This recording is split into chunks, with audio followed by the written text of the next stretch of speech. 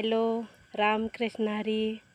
हे बघा ब्रह्मकमळ लागलेलं आहे आणि भरपूर फुलं उमललेली आहेत ब्रह्मकमळाची.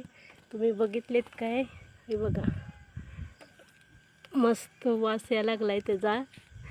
छान भरपूर 21 फुलं उमलल्यात.